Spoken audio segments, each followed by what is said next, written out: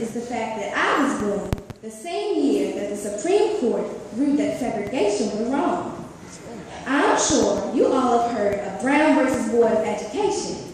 Who knew that 6 years later, I would be the one to desegregate an all-white school in New Orleans? At the age of 4, my parents and I moved to New Orleans, hoping for a better life in the big city. My father got a job as a gas station attendant, and my mother took night jobs to help support our growing family. Soon, I had 2 younger brothers and a younger sister. By the time I was in kindergarten, I was one of many African Americans in New Orleans chosen to take a test to decide if I can attend an all-white school. But I liked my school, I liked my teacher, and I liked my friends. But I lived only a few blocks from an all-white school, and my school was several miles away. My dad really didn't want me to take the test because he feared that if I passed the test and went to an all-white school, there would be trouble. But my mother really wasn't trying to hear that. Her argument was, if I went to an all-white school, I would get a better education.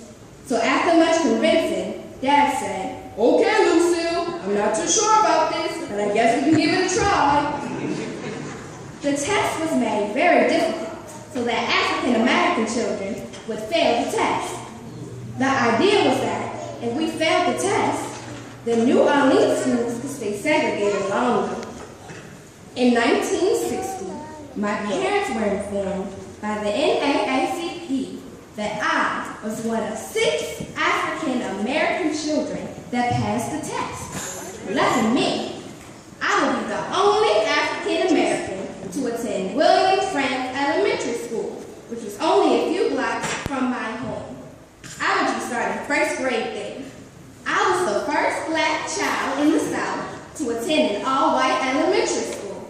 What an achievement to be the first to do something. Exciting, right?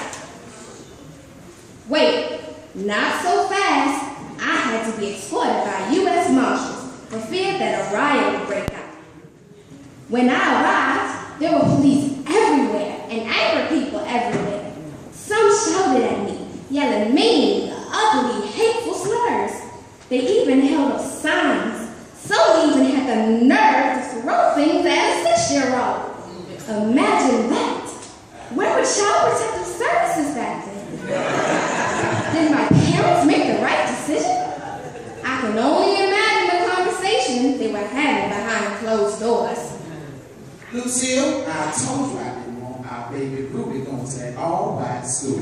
Oh, Dad, our child has the right to go to any school that she pleases. She is just as good as any other child. I knew I shouldn't have put my foot down when she was going to take that test. You said if something happened to my baby, if something happened to our baby, I don't know if I'll be able to forgive you. Adam, calm down, baby. She's going to be just fine. The whites will get over it after a while. She has the right to go to any school that she chooses. And after all, you know what I'm going to say. I know. She is smart, she is kind, and she is important.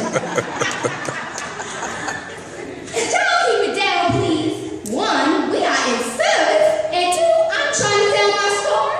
Yes, Ruby. So anyway, the white parents took their children out of the school. I was the only one left, just me and my teacher, Miss Henry. Miss Henry was a very nice teacher. She taught me a lot. She taught me how to read and write. It was a little lonely though. I was hoping some of the kids came back, but they never did while I was in 1st grade. I missed having friends to play with in school. Then, when I went to 2nd grade, they started to come back.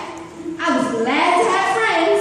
I was happy. I told you, Abby, we need to listen to you in the first place. Yeah, whatever.